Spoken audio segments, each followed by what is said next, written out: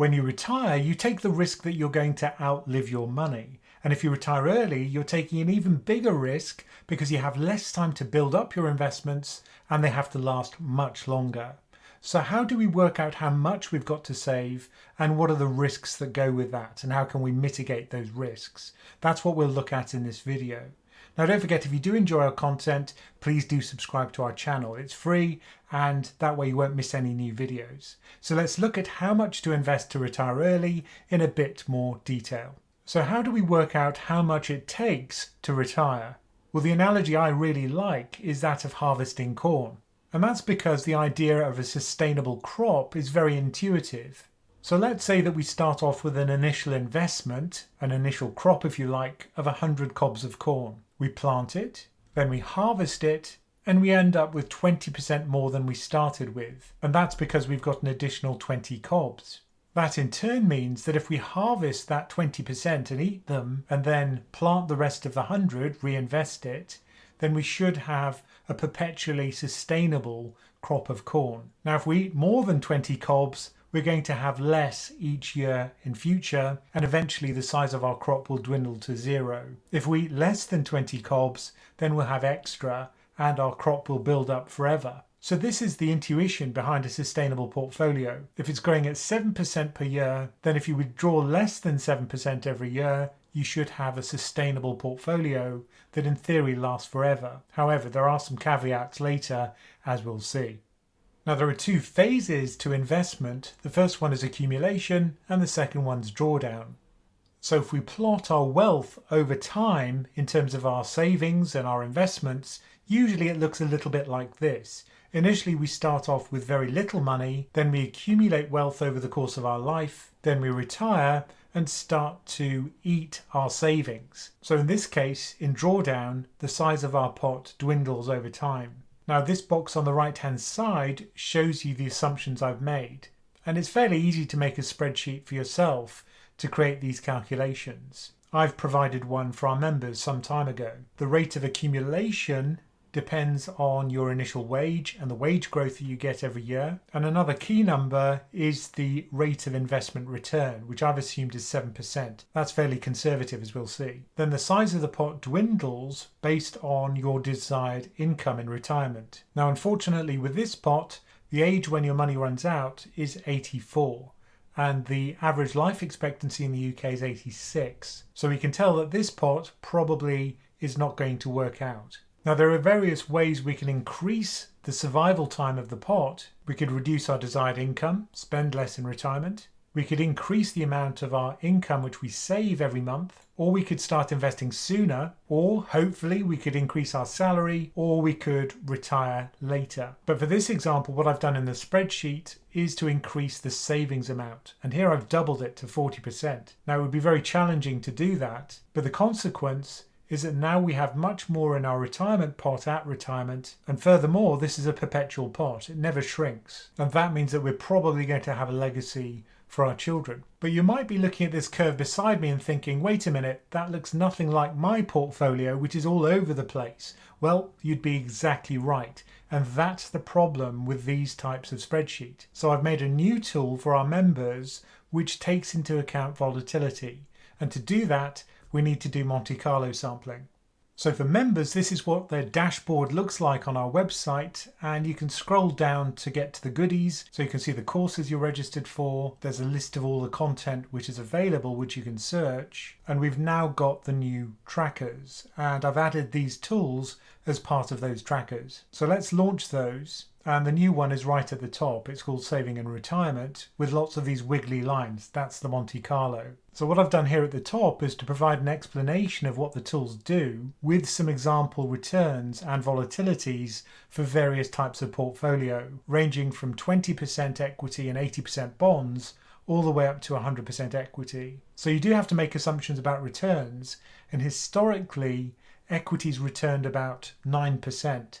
That's certainly true of the life strategy funds over the last 10 years or so. You also have to make a guess about the volatility. That's how much the prices fluctuate on your investments. So that's what this is providing, so you know what numbers to put in further down on the page. Then thanks to Laura's feedback, there are some pop-ups that appear beside each of these inputs to the simulations. So you can see there's a savings forecast, that's for the accumulation phase, and a drawdown forecast, and that's for the drawdown phase. So to kick off the simulations, you just click this button to rerun the simulations, and these are the results of those simulations. So you're probably thinking, Monte Carlo, what on earth is that? Well, let me just illustrate that with one example. If I reduce the number of simulations here, and we reduce it all the way down to 3 simulations, and rerun the simulation, this is a single projected path for drawdown, assuming you started off with £600,000 with all of these other assumptions. Now notice that for this simulation, the size of the pot gradually increased. So you might think, okay, well, we've got a perpetual pot here, one which never shrinks. But what if that's not true? What if the volatility of your portfolio in some cases might create an unlucky streak where for several successive years equity markets fall, you're forced to crystallize that loss because you're in drawdown, and eventually the size of the pot shrinks to 0. Could that happen? Well, let's try more simulations. So I'll increase the number of simulations to 400 and rerun it. Now what you can see are these weird lines which shrink down to 0 for the size of your investment pot. And what it's telling me is that for 74% of the simulations, about 3/4 of them, the money didn't run out on this investment pot. But for 1/4 of them, it did. Now, is that an acceptable risk for you? Personally, I'd be very cautious about using this portfolio if the assumptions are right. And even though the most likely outcome, the median outcome, is that the pot lasts more than 30 years, the risk of 25% that it doesn't do that is enough to make me think I have to change my assumptions. So how about increasing the size of our portfolio to 700,000? Well, now the chance of running out of money is just 18%. And I think that's much more acceptable, a 1 in 5 risk. Or if we want to be even more certain, let's increase it to 800,000. And now the chance of not running out of money is just about 10%. So the spreadsheet would only have shown you the most likely path, and it wouldn't have taken into account the uncertainty in your assumptions and the effects of volatility. So that's why I think these tools are really valuable. They let you take into account the uncertainty in your investments, and they show you the trade-off between risk and return. So this was the drawdown forecast. You can do the same thing for the saving forecast, where here you're building up the portfolio, and we now know that we want 800k in the pot. So let's run our simulation. We're going to be investing for a 20-year period, and the median size of our pot is only £56,000. So that's well below what we need. But you can see we're only saving £1,000 per year. Let's increase that to, say, 20,000. And what I've assumed is that the savings increase over time because our wage is increasing at 4%. So rerun the simulation. And now the value of our investments in year 20 look much more respectable. The median is 680,000. But again, you can see that the 5th percentile, the low probability tail outcome, is that we're only going to have about 430,000. And the chance of that is 1 in 20. So again, I'm going to have to revise my assumptions. Let's say that now I'm going to increase the annual savings up to 30,000 a year. Well, now the central case is that we're going to have £936,000 with the 5th percentile being at 563. So I'd still be a little bit uncomfortable that we're not going to meet our target in time for retirement. But you can see how this Monte Carlo process is useful because it shows you the error bars. You can see the tail risks, and you can increase the amount you need to ensure that you'll have enough, even if volatility works against you and you're unlucky. So now let's apply this tool to build up one of those perpetual pots of, say, 800k, but we're assuming that you're going to start at age 30 and you've only got 10 years to get there. Well, if we have initial savings of 10,000 per year with that 10-year retirement period, there's no way we're going to get there. We're going to have to dial up our savings amount substantially. In fact, we'd have to save 70,000 every year in order to get there. So if instead we'd started off with 100k, maybe from a relative, now we'd only need annual savings of 60,000 in order to reach a median pot of 800k.